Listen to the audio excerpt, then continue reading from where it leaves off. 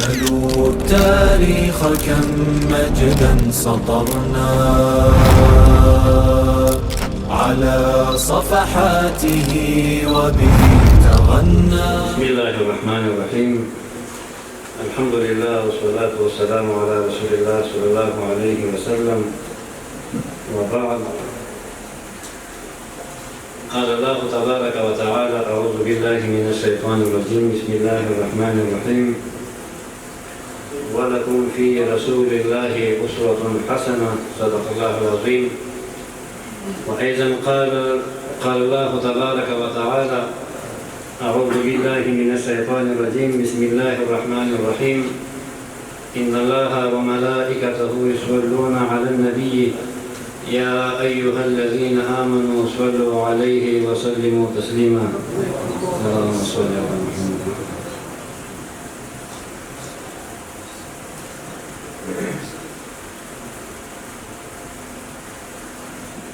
صدق الله العظيم.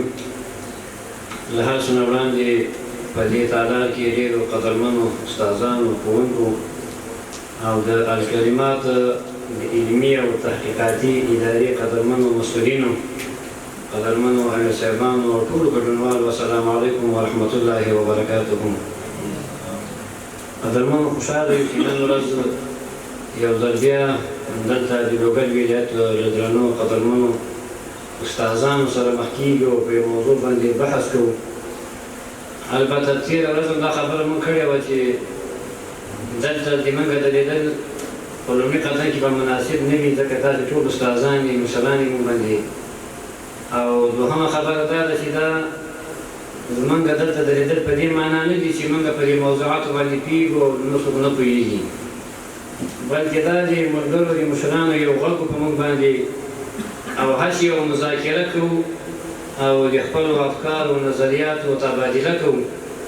الله تعالی دې وکړي چې دغه مجلس او دا پروګرام په چا باندې ونه غمیږي. الله تعالی دې تاسې راته قبول کړي. الله تعالی مو دنیا او آخرت ښایسته کړي. قدرمنو، ما ته موضوع راکول شوې ده چې د رسول الله صلی الله علیه وسلم له مبارک سیرت څخه څه اهم موضوعات دا راواخلو، دلته یې تر بحث لاندې ونیسو. قدرمنو، د رسول الله صلی الله علیه وسلم سیرت دا ټول اهم ده، او د نبي علیه الصلاة وسلام د سیرت هره برخه زموږ لپاره دا یو قدوه حسنه ده. رسول الله صلی الله علیه وسلم فرمایي: وایي ما تاسو ته دوه شیان پرېښي دي، که چېرې تاسې په دې دوه شیانو باندې عمل وکړئ هېڅکله به ګمراه او بېلارې به نه شئ. لومړی دا ده چې هغه د الله تعالی کتاب ده، قرآن عظیم الشان. که په دې باندې موږ تاسې عمل وکړو بلکل به لاره خطا نه کړو. او دوهم د نبي علیه الصلاة وسلام مبارک سنت، خپله دا د سیرت علم دا ټول د نبي علیه الصلاة وسلام هغه اقوال دي او افعال دي او تقریرات. نو که چېرته عمل پرې وکړو او په خپل ژوند کې راولو، انشاءالله موږ به تاسې په لاره ورکه نه کړو، ځکه دا د نبي علیه الصلاة وسلام حدیث مبارک دی. خو غوښتنه هم دا د استادانو نه چې په علومو کې ډېر علوم موجود دي، خو تر ټولو خوندور او شیرین علم چې دا هغه به نبوي سیرت دی. هر هغه استاد او معلم او ښوونکی چې د سیرت علم یې درس کړی وي، هغه ته دا معلومات کېږي چې سیرت کې څومره عجیب خوند الله پاک ایښی ده. ځینې وخت د سیرت استاد درس کوي، نو دغه شاګردان چې دا درس ډېر خوږي، دا د استاد کمال نه وي، بلکې دا کمال د هغه چا ده چې دغه علم هغه ته منسوب ده چې هغه د الله رسول ده، د الله تعالی د رسول سیرتونه چې موږ یې بیانوو. نو په هر صورت د سیرت هره برخه، هره نقطه، هره فقره دا اهمه ده، او نشو کولی چې په دې کم وخت کې په یو ورځ کې، په 2 ورځو کې یا په 10 ورځو کې دا سیرت دا بیان شي او ډېر اهم درسونه راواخیستل شي او دلته مناقشه شي او بحث باندې وشي. خو مختصر یو څو نقطې زه ترې وایم، زه مریض هم یم، ډېر نشم پکې دی، مختصر وخت کې به انشاءالله خپله موضوع دا به راټوله کړو. یو وخت کې رسول الله صلی الله علیه وسلم د صحابو سره په مجلس کې ناسته او خبره کوي چې من لکعب بن اشرف، وایي څوک به ماته د کعب بن اشرف چاره راته وکړي. محمد بن مسلمه رضی الله تعالی عنه ته رامخکې شو چې الله رسوله دا کعب بن اشرف درته مړی کړو، ویوژنو درته. نبي علیه السلام ته فرمایي چې هو. نو همدغه محمد بن مسلمه سو او څنګه ورسره عباد بن بشر سو او دغسې ابو نایله سو، یو دوه ملګري صحابه کرام نور سو. نو چې کله روانېدل نبي علیه السلام ته محمد بن مسلمه ورته فرمایي چې الله رسوله وایي کله چې موږ دا کعب بن اشرف وژنو مرداروي د څو خبرو اجازه شته که نشته چې هلته دغسې څو خبرې موږ وکړو چې د هغې کول په عام حالت کې مناسب نه وي. نبي علیه السلام ورته وایي بلکل یې کوی شئ. ولغله کعب بن اشرف ته ورته وایي چې کعبه ته خو ډېر تکړه اوچت انسان دی. په کعب بن اشرف کې څلور خویونه وو.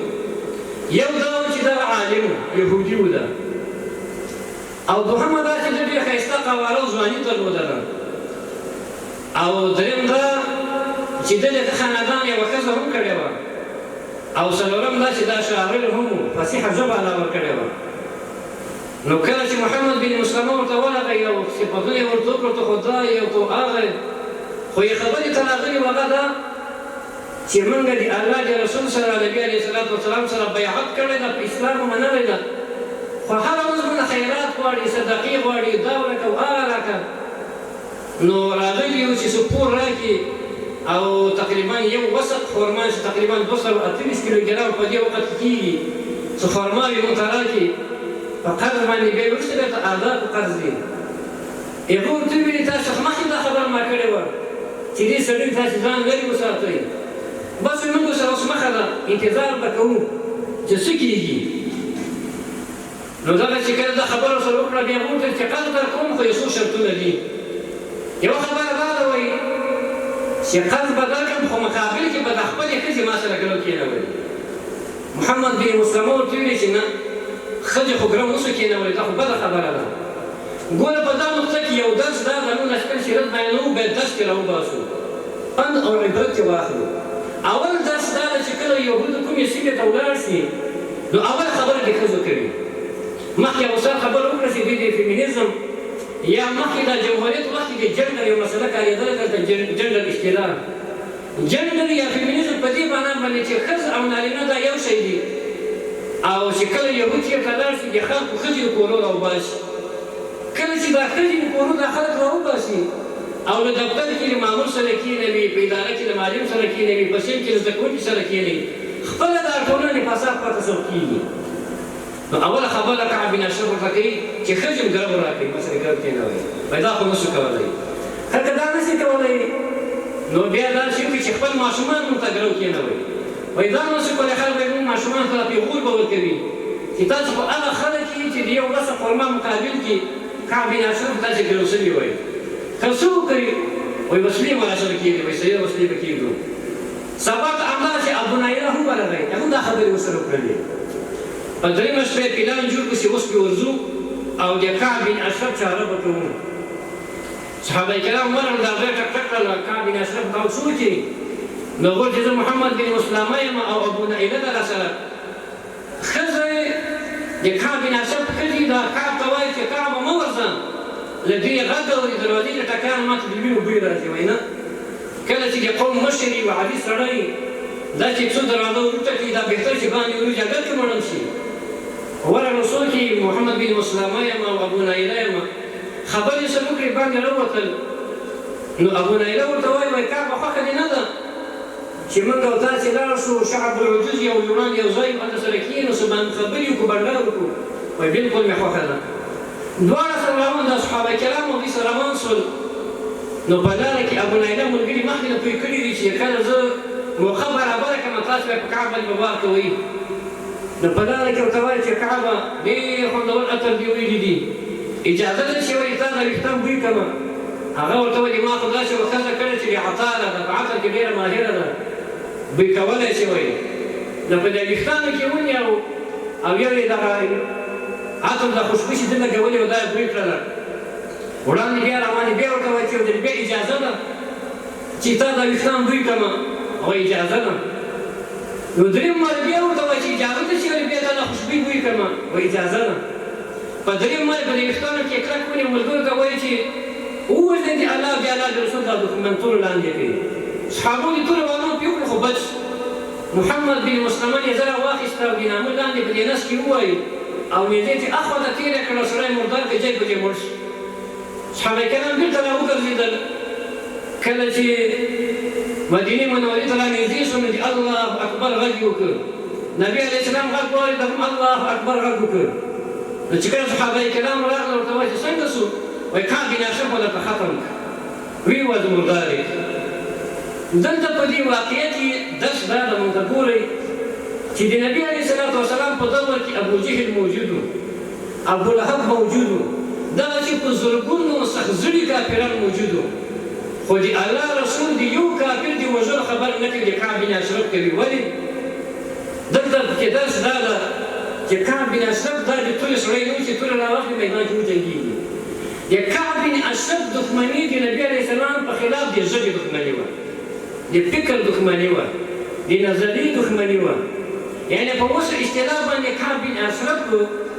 په هغه وخت کې د نبي علیه السلام او د اسلام په خلاف د فکري یا د سړي جګړې مبارز وایي ځکه د الله رسول د محو کولو د وژلو امر کوي د دې ځای نه موږ ته معلومېږي چې قدرمنو استادانو چې سړه جګړه یا رواني جګړه یا فکري جګړه دا ډېره خطرناکه ده او د دې جګړې عسکر د اسلام په صف کې موږ او تاسو یو که موږ او تاسو دا جګړه ونه پېژنو او د دې جګړې په اهمیت باندې ځان پوه نه کړو او د دې جګړې په خطر باندې ځان پوه نه کړو نو هېڅکله به دښمن سره موږ تاسې په دې میدان کې مقابله ونشو کولی ځکه د الله رسول د دښمنانو په دې لوی صف کې د کعب بن اشرف د وژلو خبره کوي نو درس دا ده چې فکري جګړه دا خطرناکه ده دا له موږ عقیده اخلي دا له موږ فکر اخلي فکري جګړه له موږ څخه کلتور اخلي د موږ فرهنګ اخلي په دې مالیزیا کې یو مشهور سړی د مهاتیر محمد نومیږي اوس هم ژوندی د مالیزیا کې د مالیزیا د خلکو د پلار باندې مشهور ده مالیزیا کې ډېر زیات خدمت کړی ده هغه نه یو چا پوښتنه وکړه چې تا د مالیزیا په 21 کلو کې له ځمکې دې راواخیسته او د نړۍ د لویو قوتونو سره دې سیال کړله دې راز به څه شی کړه هغه ورته وایي چې ما یو څو کارونه وکړل یو کار مې ابتدا وکړ چې ما د خپل ملک او د خپل هېواد کلتور دا چاته ورنه کړ یعنې دا معنی چې غربیانو ته مې دې حق ورنه کړ چې دوی راشي او زموږ د مالیزیا د خلکو د کلتور او عقیده څنګه کړي دا رانه یرغمل کړي په همدې اساس باندې ویلی شو چې د یو ملک د جوړښت د یو ملک د ترقي او د پیشرفت لپاره لازمه دا ده چې د ملک خلک خپل فکر او نظریه دا وساتي او په فکري جګړه کې هغه خپل مسؤلیت دا وښیي دا یوه واقعه دغسې د احد په غزا کې موږ تاسو ته معلومه ده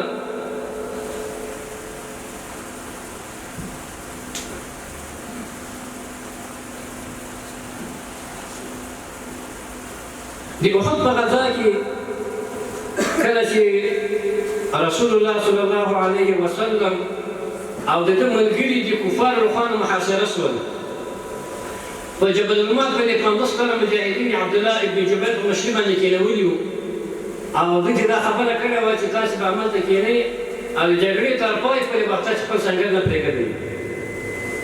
په یو وخت داسې چې صحابه کرام د میدان وګاټه د جنګ د مسلمانانو کې غالبه شول کفارو تقریبا شکست وخوړ صحابه کرام له هماغه جبل الموت نه 40 نفره د هلاکته شول 10 نفره پاتې شهیدان شول نو صحابه کرام او نبي علیه السلام دا محاصره شول په دې محاصره کې نبي علیه السلام سره 9 تنه صحابه کرام موجود وي او دنه یې دفاع کوله یو مهاجر صحابي و انصاري دا شهید شو بل انصاري شهید شو بل شهید شو بل شهید شو ونه پاره ځای په ځای دلته د نبي علیه السلام په مخکې شهیدان شول 2 تنه صحابه کرام پاتې د دواړو مهاجر یو د نبي علیه السلام غشی ویشتونکی سعد بن ابي وقاص ده او بل حضرت طلحه بن عبید الله ده طلحه بن عبید الله په دې ورځ باندې توره چلوي او سعد بن ابي وقاص دا غشی ولي سم هغه کس چې د اسلام په تاریخ کې د کفارو په خلاف اول فعل د غشو ده کړی ده او په دې ورځ باندې نبي علیه السلام دا غشی ورکوي او ته وایي چې زما مور پلار دې تا نه قربان شي سخته ولې غشوله ګورئ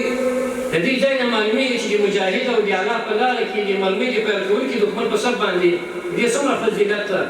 چې د الله رسول خپل مور او پلار دا د سعد بن ابي وقاص نه قربانوي. ابوبکر ته دا خبره نه کوي، عمر فاروق دا خبره نه کوي، نور صحابه کرام موجود دي هغوی دا خبره نه کوي، لکن سعد بن ابي وقاص دا خبره کوي. د دې نه معلومیږي چې د الله په لاره کې د مجاهد چې دښمن په صف باندې وار کوي د دې فضیلت خورا زیات. طلحه بن عبید الله په دې ورځ باندې 11 نفرو جګړه کوي، یعنې دا معنی که 11 تنه صحابه کرام یو طرف ته وایي، طلحه بل طرف ته وایي، نو د 11 نفرو جګړه طلحه بن عبید الله په دې ورځ باندې کوله. د جګړې په دې سخت حالت کې یو کافر راغی، توره یې اوچته کړله او طلحه بن عبید الله باندې وار وکړ، نو د ګوتې ورباندې زخمي کړلې. طلحه بن عبید الله غږ وکړو، حس غږ یې وکړ. موږ به داسې کله خوږ شو نو بیا وخت یو غږ دغسې کوو. طلحه هم دغسې د حس غږ وکړ. د الله رسول د جګړې په دې سخت میدان کې چې تورې والېږي، غشې والېږي، تیږې والېږي، انسانان خو پرې په ځمکه باندې دغسې پرتېږي او آسان کې ګرځي. په دې سخت وخت کې هم طلحه بن عبید الله ته فرمایي چې لو قلت بسم الله لرفعتك الملائکه، وایي که چېرته بسم الله دې ویلې وایي طلحه ملایکو به اسمان ته پورته کړی وي. علما په دغه ځای کې یو نقطه راوباسي، یو درس راوباسي، هغه دا ده چې موږ او تاسې د استادان او دغه ښوونکي دا په دې باندې مکلف یو چې د خپلو شاګردانو تربیت په هر حالت کې وکړو. که د اسانۍ حالت وي په چین کې داسې شاګردانو تربیت به کوو. دې تر څنګ که سخت حالت وي، جګړې په حالت وي، د وژلو حالت وي، د زندان حالت وي، د ژوند او د مرګ د کشمکش حالت وي، بیا هم استاد او مربي په دې باندې مکلف ده چې د خپل شاګرد تربیت وکوي. نبي علیه السلام په دې سخت حالت کې هم د خپلو شاګردانو د خپلو صحابه کرامو تربیت وکړي. نو ځکه علما وایي دې نقطې نه دا یو درس راوباسي چې موږ تاسې به په سخت حالت کې او په اسانه حالت کې د خپلو شاګردانو د خپلو زده کوونکو دا تربیت به کوو، دا به پرېږدو نه. کېدای شي ځینې وخت سختۍ راشي، اقتصادي مشکلات راشي، حکومت په دې باندې ونه توانېږي چې موږ تاسې معاشونه یو میاشت دوه میاشتې درې میاشتې درانه کړي، لکن دا به د دې باعث نه ګرځېږي چې موږ ښوونکي خپل درس پرېږدي او چې نه ما په خبر د اسانۍ په حالت کې کړې وه، که ما سلاکۍ درس کومه تربیت کوم د ځوانانو او که ما سلاکۍ نه کومه، بلکې دې د سیرت د دې واقعې نه پند په عبرت دا ده چې موږ ښوونکي استادان دا په هر حالت کې د خپلو شاګردانو د خپلو زده کوونکو دا تربیت به کوو.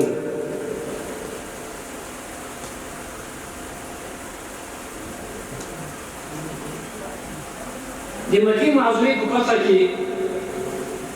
رسول علیه السلام سره 10 صحابه کرام موجود وو. نبي علیه السلام د دومره صحابه کرام په دې لویې ټولۍ کې غږ کوي چې بلال حبشي چېرته ده. صحابه کرام غږ کوي چې بلال راشي، نبي علیه السلام یې غواړي. بلال راغی، بلال خو موږ تاسې پېژنو، بلال د رنګه تور انسان ده او بلال حبشي دا یو غلام پاتې شوی انسان ده. بلال حبشي دا یو د بل قوم انسان ته راغلی نبي علیه السلام ته. نبي علیه السلام اعلان کړي چې بلال راشي. بلال راغی، د الله رسول څه قصه ده؟ وایي د کعبې شریفې دې بام ته وخېژه او اذان وکړه. ابوبکر صاحب ناسته، عمر ناسته، عثمان بن عفان ناسته، علي صاحب ناسته، دغسې په زرګونو لوی جلیل القدر صحابه کرام ناست دي، عشره مبشره ناست دي. خو نبي علیه السلام د بلال غږ کړي چې بلال چېرته چې کعبې په بام باندې اذان وکړي. بلال د کعبې بام ته پورته سو او اذان یې وکړي چې الله اکبر الله اکبر. ګورې په دې نقطه کې او په دې لنډه واقعه کې درس مونږ ته دا ده چې په اسلام کې رنګ ته اعتبار نشته. تېره ورځ دا خبره مونږ کړه، استاد مخکې دا خبره یاده کړله. په اسلام کې رنګ ته اعتبار نشته، په اسلام کې قوم ته اعتبار نشته، په اسلام کې نسب ته اعتبار نشته. که په اسلام کې رنګ ته اعتبار وایي نو بلال به چې اذان ته نه و پرېښی. که په اسلام کې قوم ته اعتبار وایي نو بلال به چې اذان ته نه و پرېښی. که چېرته په اسلام کې نسب ته اعتبار وایي بلال به چې اذان ته نه و پرېښی. نو ځکه دا خبره مونږ کوو چې په اسلام کې نبي علیه السلام فرمایي چې لا فضل للعربي على العجمي ولا للعجمين على العربي ولا لأبيض على الأسود ولا لأسود على الأبيض كلكم من آدم وآدم من تراب. نبي علیه السلام فرمایي چې ایس عربي په عجم باندې، عجم په عرب باندې، تور په سپین باندې او سپین په تور باندې فضیلت دا نه لري. مګر فضیلت دا ده چې دا په تقوا باندې ده او ټول د آدم علیه السلام اولادۍ او آدم ته خاورې پیدا ده. نو که چېرته په اسلام کې رنګ ته اعتبار وایي، قوم ته اعتبار وایي، بلا وجه اذان ته نه ورپرېږي.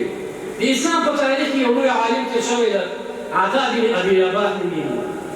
دلته به ولسیان به ناست وي، هغه چې هسې د حدیثو علم کړی وي یا د حدیثو د علم لپاره خپل استاد ته کېناستلی وي، نو هغوی به حق باندې عطا بن ابي رباح خبره یعنې به اورېدلی وي. عطا بن ابي رباح داسې یو کس و چې په حدیثو کې لوی عالم تېر شوی ده، خو د ده د سیرت په اړه باندې او د دې شکل د صورت او د قیافې په اړه باندې علما دا خبره کوي. مورخین وایي چې عطا بن ابي رباح دا لقب د یو ټیټ انسان و. ولې دا ټیټ؟ په یو پښه باندې ګوډ و، د رنګ نه تک تور و، په یو سترګه باندې ړوند و او پزه هم کږه وه او د ویښتان یې ټول ګلګوتي تو کړي ویښتان یې و. نو د عطا بن ابي رباح دا شکل و صورت دا ډېر کمزوری و. ولیکن کله چې به د حج موسم راغی نو د وخت حاکم ولید بن عبدالملک به دا اعلان وکړ چې د حج په موسم کې که چېرته حاجیانو ته په مسئله کې فتوا ته ضرورت شو نو فتوا به د عطا بن ابي رباح نه غیر بل څوک نشي ورکولی. او دغه عطا بن ابي رباح باره کې مورخین وایي چې کله دا ټول عطا به د شاګردانو په منځ کې ناست د سپینو شاګردانو طالبانو منځ کې داسې به ښکارېده لکه د معلوم چې د پوهې په ونه به چې ټول کارغه ناست دي، داسې به ښکارېده. لیکن کله به چې د حج موسم راغی د فتوا حق یوازې د عطا بن ابي رباح سره و.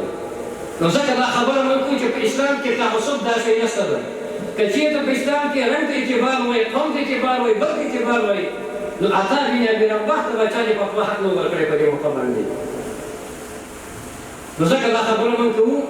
چې په اسلام کې رنګ ته او د اسلام کې نسب ته په اسلام کې اعتبار دا نشته ده. ځکه بلال حبشي نبي علیه السلام د کعبې بام ته خېږي. دغسې د موږ تاسې د احنافو په علماو کې امام زینعي په نوم باندې عالم تېر شوی ده، نصب الرايه في تخريج احاديث الهدايه، دا د تصنیف کړی ده په تخریج په علم کې لوی عالم تېر شوی ده. د ده باره کې علما دا خبرې کوي چې زینعي دا توررنګ انسان و. نو که چېرته رنګ ته اعتبار وایي نن په دې سټیج باندې او په دې مجلس کې به موږ نه عطا یاد کړی نه بلال یاد کړی نه امام زینعي یاد کړی. نو ځکه دا خبرې کوي چې په اسلام کې د فضیلت معیار دا په تقوا باندې ده او نور ابعاد کې ځای او گنجایش رانسته ده. دغرانګې د هجرت په څلورم کال باندې رسول الله صلی الله علیه وسلم ته د عدم لقاري خلک راغلل او ورته وایي چې موږ سره صحابه کرام دا استادان موږ سره ولېږه او زموږ قوم ته بېویسو هلته به موږ ته به د قرآن درس به راکړي. رسول الله صلی الله علیه وسلم د قرآن د درس لپاره لس صحابه کرامو سره ولېږل د امام بخاري د قول مطابق. ځینې علما لکه ابن اسحاق وایي چې نه شپږ نفره وو. په دې شپږو نفرو کې عاصم بن ثابت و او دغسې زید بن دسینه او حضرت خبیب بن عدي و. کله چې لږ وړاندې ولاړل نو دوی بنو لحیان په نوم باندې یو قوم و د غصو ځوانان یې کېنولي وو سره خپله غشو سره او په دوی باندې حمله وکړه. صحابه کرام مقاومت شروع کړ. د مقاومت په نتیجه کې اووه تنه صحابه کرام دا شهیدان شول او دوی خپل ژوندي ونیول. چې کله یې ژوندي ونیول نو دوی سره خبره وکړه چې موږ تاسې دوکه نه درسره کړو، تاسې ځان سره بیا وروسته باقي خبرې به کوو. خو چې کله دوی تسلیم شول ورته والې وتړل چې وي تر حضرت عاصم ورته چې تا سره د نظم تا خو په دې اول قدم کې ورسره قتل خیانت شروع همغه چې عاصم چې په شهادت باندې ورسوه. زید بن دسینه او حضرت خبیب بن عدي بیا یې ځان سره روان کړل او هلته په مکه معظمه کې په هغه چا باندې وکړو رخص یې کړل د چا چې خپل خپلوان د بدر په غزا کې صحابه کرامو ته وژلي او مردار کړي ورته. نو کله چې خبیب بن عدي دی راونیو او بندي یې کړ او بیا یې هغه چې میدان ته یې راوسته او اعدام کاوه یې په شهادت باندې رساوه. ډېر خلک راجمع شوي دي حکومتي مشرکان او وایي چې د نبي علیه الصلاة وسلام یو شاګرد او د ده یو صحابي دا په شهادت باندې رسول وژنی. نو کله چې شهادت هغه میدان ته یې راوسته نو خبیب بن عدي ورته فرمایي چې اجازه ده چې زه دوه رکعته نفل لمونځ وکړم. اجازه ده. نو دوه رکعته لمونځ یې په تلوار باندې وکړل او ځکه چې دا خلک بیا ونوایي چې د نبي علیه السلام دا صحابه کرام دا ډارن او بزدله خلک دي دغسې لمونځ اوږدوي سترګو په دنیا کې یو څو دقیقې زیات ژوند وکړي. نو مونږ چې کله خلاص دې خلکو ته وایي که چېرې ستاسو په زړه کې دا خبر نه وای چې د نبي علیه السلام ملګري له مرګه ډارېږي ما به دا مونږ ډېر بوت کړی وو په دې خبرې لپاره یې په ډېر شکل د الکون سره ورسوو خو کله چې د خلکو راونیو او په غاړه کې دا پړی واچوم اعدام کوي نو ابو سفیان ورته رامخکې شو ورته وایي چې خبیبه ته دومره خبر وکړه چې کله چې اوس دغه په دې میدان کې دما پر ځای باندې د الله تعالی رسول وایي هغه اعدام کېدی او ته بچ وایي دا خبر به تا موږ پرېږدو نو خبیب بن عدي ورته فرمایي قسم په الله چې دا خو څه چې دا خبره زه وکړم د پیغمبر علیه السلام په شان کې یو معمولي تکلیف هم ما ته د زغم وړ نه ده اگر که په ادامېږم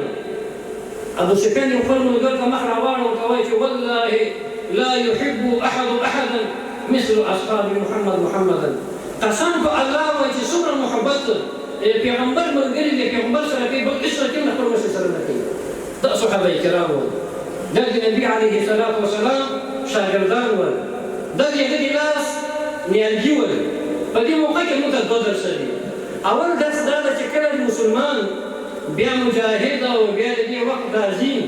کفارو پنجو منګول ته ورغی دوه لارې لري یوه لاره د عزیمت ده بله د رخصت ده د عزیمت لاره دا ده لکه حضرت خبیب بن عدي چې اختیار کړه او کافر کوي چې له خپل دین او له خپل ایمان او له خپل عقیدې نه یو قدم یو انچ ته تېرېدی نسل چې هر سره باندې تېرېږه دا د عزیمت لاره ده هغه ته په شهادت باندې ورسېږي لکن د دې په مقابل کې بیا د رخصت لاره ورسته ده د رخصت لاره حضرت عمار بن یاسر دا اختیار کړې وه یو الله کفار ونیو غالبا ابو جهل او په سوی په توره کې وه چې هلک یا د وزم یا د اسلام تېر شه هغه ورته وایي چې د اسلام تېرېږم د کفر کلمه وایم خو ماته څه وایي وزن مې بس ځای یې د کفر کلمه وویلې هغوی خوش چې که نبي علیه السلام ته راغی چې د الله رسوله ما نه خو یو جرم وشو څه جرم سوی ده جرم دا ده چې کفار ونیوله ماضي وژنم او ما په خولو د کفر الفاظ وویلې نبي علیه السلام ته فرمایي چې زړه دې په ایمان باندې مطمئن و او زړه مې په ایمان مطمئن و نبي علیه السلام چې پاک نه کوي پروا نه کوي دا رخصت نو مونږ ته هم د حضرت خبیب بن عدي دا واقعیت درس دا راکوي چې مونږ او تاسې د امت ځوانان او د امت هغه قوي مټې د امت د بازو والا خلک د امت مقابلې والا خلک چې هغه زمونږ او تاسې شاګردان دي دا په داسې نظریې باندې ولوزي لکه خبیب بن عدي چې نبي علیه السلام روزلی وي او په هر میدان کې د اسلام عسکر وي د اسلام دفاع ته په هره موقع باندې ولاړ وي او کله چې د قربانۍ میدان راشي بیا په عزیمت باندې عمل وکړي چې د کفر د رشان او شوکت دا په ځمکه باندې وولي خپل ځان په شهادت باندې ورسوي دا یو درس دوم درس دا ده چې څنګه چې خبیب بن عدي خپل ځان باندې دار مني ځینې علما خو دا هم خبره کوي چې خبیب بن عدي دا کفار په غاړه کې شولې ورانه چوله چې ګیلاس یې غټه بلچي ورته برابره کړه په غاړه کې پړی وراچو چې کله دا پړی کش نو د دغه سینه مبارکې دغه بلچه برابره شوله د اډوکې د شینې پرې کېدل خرچا یې ختله ولیکن اسلام نه تېرېږي او د نبي علیه السلام په شان کې یو معمولي درد او تکلیف دا زغملی نه شي موږ ته هم دا درس راکوي خوند دا راکوي چې موږ باید خپل شاګردان او خپل دغه زده کوونکي دا داسې وولل چې د خپل امیر او د خپل مخې سره همدومره محبت وکړي لکه څنګه چې حضرت سفیان وایي چې والله لا يحب احدا مثل اصحاب محمدا لکه څنګه چې د نبي علیه السلام او صحابه کرامو له هغه سره محبت کوو دغسې موږ تاسې به هم خپل شاګردان دغسې روزو چې د خپل امیر او د موږ تاسې امیر المؤمنین د وخت والي او د وخت رئیس او د وخت مدیر او د وخت امیر همدومره اطاعت همدومره مینه محبت سره وکړي لکه څنګه چې د نبي علیه السلام شاګردان له هغه سره کوو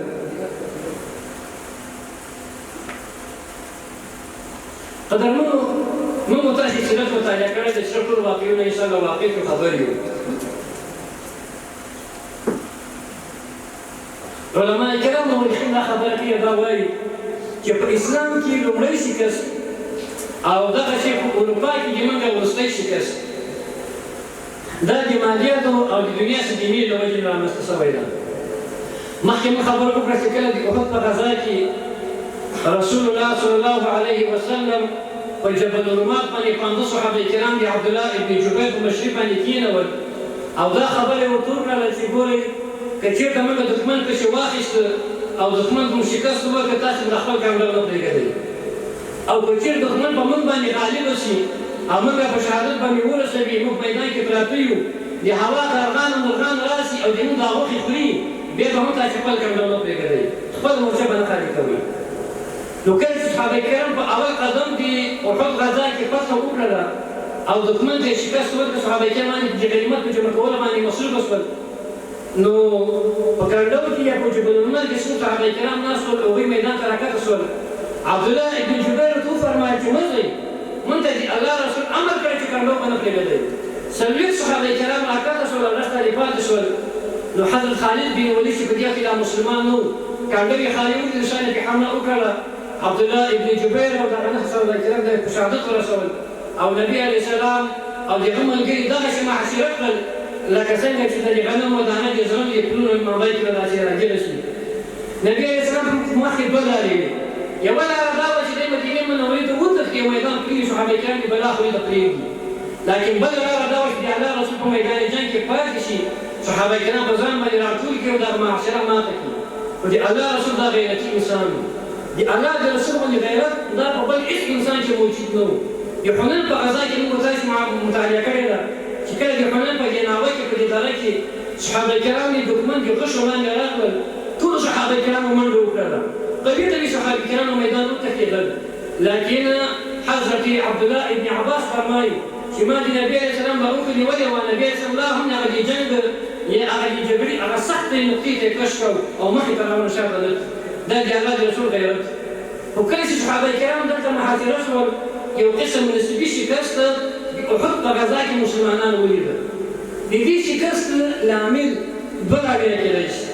یو لامل دا ده چې صحابه کرامو د خپل امیر اطاعتي وکړله. که چېرې صحابه کرامو اطاعت کړی وای او د خپل کنډوې ساتلی وای، دښمن به دا جرأت نه و پیدا کړی چې نبي علیه السلام صحابه کرام به محاصره کړي. دوم دست پکې دا ده چې کله صحابه کرامو دنیا او د دنیا د مادیاتو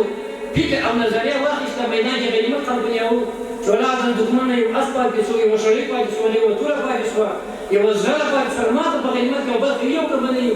دنیا نه هغه چې واخیستل، همدغسې شکست رامنځته شو. ځکه علما وایي چې په اسلام کې لومړی شکست چې احد په غزا کې راغلی نسبي شکست ده، دا د مادیاتو له وجې نه راغلی ده یا د بدعتي له وجې راغلی ده. او دغسې چې کله په اندلس کې، کله چې په اروپا کې مسلمانانو مجاهدینو په عملي خلافت کې هلته جهاد کاوه او د کوچنۍ اروپا تقریبا فتح کړې، د اروپا دروازې وټکولې، نو صحابه نو مجاهدینو د اسلام هلته په دې تکل باندې تللي چې ټول اروپا به دوی فتح کوي. لیکن یو جنګ وکړه، په دې جنګ کې صحابه د مجاهدینو سره د غنیمت مالونه او دا د غنیمت مالونه به د مجاهدینو پاڼې پاڼې ځان سره ګرځول. نو عبدالرحمن غافقي چې په دې وخت کې د مجاهدینو قمندان و، نو د میدان جنګ کې چې کله د خپل غنیمتونه یو طرف ته کېښودل او بل طرف ته مجاهدین لګیا دي په جنګ باندې، نو کله چې په اروپایانو په جنګ کې شکست خور او ماتې سره مخ کېدل، اروپایان یو تکتیک له کار واخیست، بېرته راوګرځېدل، د مجاهدینو په دې غنیمت باندې حمله وکړه وړاندې. همدغه مجاهدین دوه ټوټې شول، یوه ټوټه مجاهدین په میدان جنګ کې پاتې شول او بله ټوټه مجاهدین د غنیمت مالو پسې ولاړل. هماغه چې مجاهدین دوه ټوټې شول او دښمن په مقابله کې دوی کمزوري شول، په دې وخت کې یو غشی راغی، حضرت عبدالرحمن غافقي دا په یو امید کې ولګېده او په شهادت باندې ورسېده. هماغه چې د اروپا په دروازه کې دا زموږ د وروستی جنګ و، اروپا تقریبا فتح کېدله، خو د غنیمت او د مالونو محبت د دې باعث وګرځېده چې په اروپا کې زموږ وروستی جنګ دا وبایلو او تر شکست وخورو او تر اوسه پورې اروپا دا په اسلام باندې مشرف ونه شول او داسې په کفر کې پاتې شوله. نو ځکه په دې نقطه کې درس دا ده موږ ته چې موږ او تاسې باید د دنیا سره مینه او محبت دا ونه ساتو. البته د دنیا سره د مینې باره کې دا خبره باید وکړو چې دنیا سره مینه او په دې معنا نه چې موږ بالکل دنیا ترک کړو او دنیا سره بالکل بایکاټ وکړو، نه، د دنیا سره به موږ تاسې علاقه ساتو. اسلام لکه مخکې چې تېره ورځ شفقت صاحب خبره وکړله، اسلام یوازې روحاني دین نه ده لکه مسیحیت، او اسلام یوازې مادي دین هم نه لکه یهودیت، بلکې اسلام هم روحانیت هم مادیت، دا دواړه سره جمع کوي او بیا دې نه وروسته تګلاره باندې خپل تګلاره باندې عمل کوي. نو موږ دا خبره کوو چې موږ دنیا سره سره کار به لرو، دنیا به په دې خپل لاس کې ابن القیم رحمه الله چې فرمایي دنیا به موږ په دې خپل لاس کې بې ساتو، لیکن په زړه کې به ځای نه ورکوو. نو ځکه دا خبره موږ کوو چې په احد کې لومړی شکست او په اروپا کې زموږ وروستی شکست دا د مادیاتو سره د علاقې له وجې نه او دنیا سره د مینې او د جاه او د جلال له وجې نه دا رامنځته شوې ده. دغسې رسول الله صلی الله علیه وسلم چې کله د حدیبیې سوله وکړله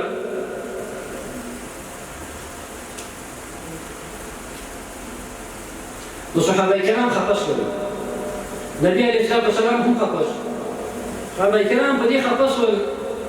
چې په دې تړون کې ځینې داسې مادې وي چې ظاهراً د مسلمانانو ضعف یې ښکارېدل. یو ماده پکې دا وه چې څه کوي به رسول الله صلی الله علیه وسلم او صحابه کرام دا به بېرته به ځي مدینې منورې ته عمره به نه کوي.